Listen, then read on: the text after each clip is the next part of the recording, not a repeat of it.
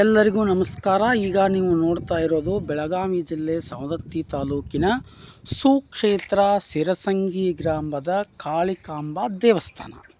ಇವಾಗ ಯಾಕೆ ಈ ದೇವಸ್ಥಾನವನ್ನು ತೋರಿಸ್ತಾ ಇದ್ದೀವಿ ಅಂತಂದರೆ, ಇದು ಏನು ಅಂತಂದರೆ ಪ್ರಸ್ತುತ ನಡೀತಿರ್ತಕ್ಕಂಥದ್ದು ಅಧಿಕ ಮಾಸ. ಹಿಂದೂ ಸಂಪ್ರದಾಯದಲ್ಲಿ ಈ ಅಧಿಕ ಮಾಸ ತನ್ನದೇ ಆಗಿರ್ತಕ್ಕಂಥ ಪ್ರಾಮುಖ್ಯತೆಯನ್ನು ಪಡ್ಕೊಂಡಿರ್ತಕ್ಕಂಥ ವಿಚಾರ ತಮಗೆಲ್ಲ ಕೂಡ ಗೊತ್ತು. ಈ ಅಧಿಕ ಮಾಸದಲ್ಲಿ ದೇವಾಲಯಗಳಿಗೆ ಜನರು ಭೇಟಿ ನೀಡ್ತಕ್ಕಂಥದ್ದು ಸರ್ವೇ ಸಾಮಾನ್ಯವಾಗಿರ್ತಕ್ಕಂಥ ಸಂಗತಿ. ಈ ಒಂದು ಮಾಸವನ್ನು ಆಧ್ಯಾತ್ಮಿಕ ಚಿಂತನೆಗೆ, ಭಕ್ತಿಗೆ, ದೀನ ದಲಿತರ ಒಂದು ಸೇವೆಗೆ ಏನು ಅಂತಂದ್ರೆ ಮೀಸಲಾಗಿ ಇಟ್ಟಿರ್ತಕ್ಕಂಥ ಒಂದು ಮಾಸ. ಈ ಮಾಸದೊಳಗಡೆ ನಾವು ದೇವಾಲಯಕ್ಕೆ ಭೇಟಿಯನ್ನು ನೀಡಿದರೆ ಆ ಭಗವಂತನ ಕೃಪೆಗೆ ಪಾತ್ರರಾಗ್ತೀವಿ ಅಂತಕ್ಕಂಥದ್ದು ಹಿಂದೂಗಳೊಳಗಡೆ ಇರತಕ್ಕಂಥ ಒಂದು ನಂಬಿಕೆ.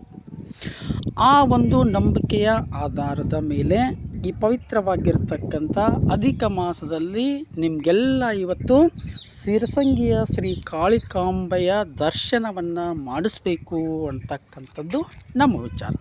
ಬನ್ನಿ, ಹಾಗಿದ್ದರೆ ನೋಡ್ಕೊಂಡು ಬರೋಣ. ಖಂಡಿತವಾಗ್ಲೂ ನಿಮಗೆ ವಿಡಿಯೋದ ಕೊನೆಯದಲ್ಲಿ ಆ ದೇವಿಯ ದರ್ಶನವನ್ನು ಸಂಪೂರ್ಣವಾಗಿ ಮಾಡಿಸ್ತೇನೆ ಸ್ನೇಹಿತರೆ. ಇದು ದೇವಾಲಯದ ಒಳಗಡೆ ಇರತಕ್ಕಂಥ ಆವರಣ, ಅಂದ್ರೆ ಆ ಕಾಳಿಕಾಂಬಾ ಮೂರ್ತಿಯ ಪಕ್ಕದಲ್ಲಿ ಇರತಕ್ಕಂಥ ದೇವಸ್ಥಾನದೊಳಗಡೆ ಇರತಕ್ಕಂಥ ಕೆಲವೊಂದಿಷ್ಟು ಏನು ಅಂತಂದರೆ ದೃಶ್ಯಗಳನ್ನು ನೀವು ನೋಡ್ತಾ ಇದ್ದೀರಿ. ಸಾಕಷ್ಟು ಜನ ಪ್ರತಿದಿನವೂ ಕೂಡ ಈ ದೇವಸ್ಥಾನದೊಳಗಡೆ ಇದ್ದೇ ಇರ್ತಾರೆ. ಜನಜಂಗುಳಿಯಿಂದ ತುಂಬಿರುತ್ತದೆ. ಶುಕ್ರವಾರ ದಿವಸ ಅಂಕರು ಸಿಕ್ಕಾಪಟ್ಟಿ ಜನ ಇರ್ತಾರೆ. ನಾವು ಶುಕ್ರವಾರ ಹೋಗಿರಲಿಲ್ಲ, ಬೇರೆ ದಿನ ಹೋಗಿದ್ವಿ. ಹಾಗಾಗಿ ಸ್ವಲ್ಪ ಗದ್ದಲ ಕಡಿಮೆ ಇದೆ ಅಂತ ಕಾಣಿಸುತ್ತೆ. ಆದರೂ ಕೂಡ ಹೊರಗಡೆ ಎಲ್ಲ ತುಂಬಾ ರಶ್ ಇದೆ. ಅದನ್ನೆಲ್ಲ ನೀವು ಏನು ಅಂತಂದರೆ ಆಮೇಲೆ ನೋಡ್ಬೋದು. ನೀವು ವಿಡಿಯೋದಲ್ಲಿ ನೋಡ್ತಾ ಇದ್ದೀರಾ, ದೇವಸ್ಥಾನದೊಳಗಡೆ ಇರತಕ್ಕಂಥ ಒಂದೊಂದು ಶಿಲ್ಪಗಳು ಭಾಳಷ್ಟು ಅಮೂಲ್ಯವಾಗಿರ್ತಕ್ಕಂಥದ್ದು. ಇದು ಕಾಯಿ ಕಟ್ಟಿರ್ತಕ್ಕಂಥದ್ದು. ಭಕ್ತರು ಏನೋ ಕೆಲವೊಂದಿಷ್ಟು ಮನಸ್ಸಿನೊಳಗಡೆ ಬೇಡ್ಕೊಂಡು ಅಲ್ಲಿ ಕಾಯಿಯನ್ನು ಕಟ್ಟಿ ಹೋಗಿರ್ತಾರೆ. ನಂತರದೊಳಗಡೆ ಅವರ ಆ ಆಸೆ ಪೂರೈಕೆ ಆದಮೇಲೆ ಆ ಕಾಯಿಯನ್ನು ಬಿಚ್ಚತಕ್ಕಂಥದ್ದು ಏನು ಅಂತಂದರೆ ಒಂದು ಸಂಪ್ರದಾಯ. ಇದು ದೇವಾಲಯದ ಒಳಗಡೆ ಇರತಕ್ಕಂಥ ಒಂದು ಆವರಣ. ಇಲ್ಲಿ ಕೂಡ ಏನು ಅಂತಂದ್ರೆ ಹಲವಾರು ಆ ದೇವತೆಗಳ ಮೂರ್ತಿಯನ್ನು ಸ್ಪಷ್ಟವಾಗಿ ನೀವು ನೋಡ್ಬೋದು. ಇನ್ನು ಸ್ವಲ್ಪ ಸಮಯದಲ್ಲಿ ನಿಮಗೆ ಕಾಳಿಕಾಂಬೆಯ ನಿಜವಾಗಿರ್ತಕ್ಕಂತಹ ದರ್ಶನವನ್ನು ಮಾಡಿಸ್ತೀನಿ, ಸ್ವಲ್ಪ ಕಾಯಬೇಕು. ಸೊ ದೇವಸ್ಥಾನದೊಳಗಡೆ ಈ ಒಂದು ಕಾಳಿಕಾಂಬಾ ದೇವಸ್ಥಾನದೊಳಗಡೆ ಪ್ರತಿದಿನ ಮುಂಜಿ, ಮದುವೆ, ಜವಳ, ಅದು ಇದು ಸಾಕಷ್ಟು ಏನು ಅಂತಂದ್ರೆ ಕಾರ್ಯಕ್ರಮಗಳು ಇದ್ದೇ ಇರ್ತವೆ.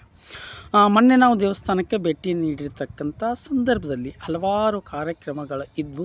ಅಲ್ಲಿ ತೊಡಗಿರ್ತಕ್ಕಂಥ ಜನರನ್ನು ನೋಡ್ಬೋದು. ಈ ಪುಟ್ಟ ಮಕ್ಕಳನ್ನು ಎಲ್ಲ ನೋಡಿದ್ರೆ ಬಹುಶಃ ಇದು ಏನು ಅಂತಂದ್ರೆ ಮುಂಜವಿ ಮಾಡ್ತಕ್ಕಂಥ ಕಾರ್ಯಕ್ರಮ ಅಂತಕ್ಕಂಥದ್ದು ನನ್ನ ಅಭಿಪ್ರಾಯ. ನಾಡಿನ ಬೇರೆ ಬೇರೆ ಭಾಗಗಳಿಂದ ಸಾಕಷ್ಟು ಜನ ಏನು ಅಂತಂದ್ರೆ ಈ ದೇವಾಲಯಕ್ಕೆ ಹರಕೆಯನ್ನು ಹೊತ್ತಿರ್ತಾರೆ. ಕಾಳಿಕಾಂಬೆಯ ದರ್ಶನಕ್ಕಾಗಿ ಬೇರೆ ಬೇರೆ ಪ್ರದೇಶಗಳಿಂದ ಸಾಕಷ್ಟು ಜನ ಏನು ಅಂತಂದ್ರೆ ಬರ್ತಾರೆ. ಆ ಭಕ್ತರ ಎಲ್ಲ ಕಷ್ಟ ಕಾರ್ಪಣ್ಯಗಳನ್ನು ಆ ಕಾಳಿಕಾಂಬಾ ದೇವಿ ದೂರ ಮಾಡಿ ಅವರನ್ನೆಲ್ಲ ಏನು ಅಂತಂದ್ರೆ ರಕ್ಷಿಸ್ತಾಳೆ ಅಂತಕ್ಕಂಥ ನಂಬಿಕೆ ಜನರದ್ದು. ನೋಡಿ, ಅಲ್ಲಿ ನಾನು ಹೇಳಿರ್ತಕ್ಕಂಥ ರೀತಿಯಿಂದ ಏನೋ ಧಾರ್ಮಿಕವಾಗಿರ್ತಕ್ಕಂಥ ಕೆಲವೊಂದಿಷ್ಟು ಕಾರ್ಯಗಳು ಏನು ಅಂತಂದ್ರೆ ಅಲ್ಲಿ ನಡೀತಾ ಇದ್ದಾವೆ. ಆ ಎಲ್ಲ ಕುಟುಂಬ ವರ್ಗದ ಸದಸ್ಯರು ಕೂಡ ಅದರಲ್ಲಿ ಭಾಗವಹಿಸಿದ್ದಾರೆ.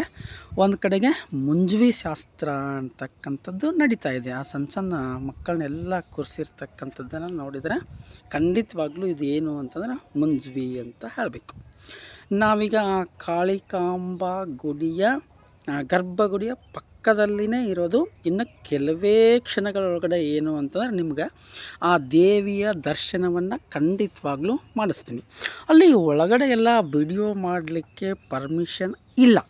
ಗರ್ಭಗುಡಿ ಒಳಗಡೆ ಇರ್ತಕ್ಕಂಥ ದೇವತೆಯ ಚಿತ್ರಣವನ್ನು ಮಾಡಲಿಕ್ಕೆ ಅವಕಾಶ ಇಲ್ಲ.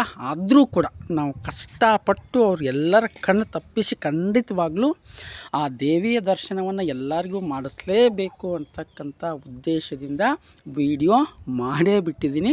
ಖಂಡಿತವಾಗ್ಲೂ ಯಾರು ಕೂಡ ತಪ್ಪಿಸ್ಕೋಬೇಡಿ. ಭಾಳಷ್ಟು ಜನರಿಗೆ ಎಲ್ರಿಗೂ ದೇವಸ್ಥಾನಕ್ಕೆ ಹೋಗೋಕ್ಕಾಗೋದಿಲ್ಲ. ಹಾಗಾಗಿ ಇಲ್ಲೇ ನೇರವಾಗಿ ಆ ಕಾಳಿಕಾಂಬೆಯ ದರ್ಶನವನ್ನು ತಾವು ಪಡ್ಕೋಬೋದು. ಇನ್ನು ಕೆಲವೇ ಸೆಕೆಂಡುಗಳಲ್ಲಿ ದೇವಿಯ ದರ್ಶನ ನಿಮಗಾಗುತ್ತೆ. ಖಂಡಿತವಾಗ್ಲೂ ಕಾಯಿರಿ.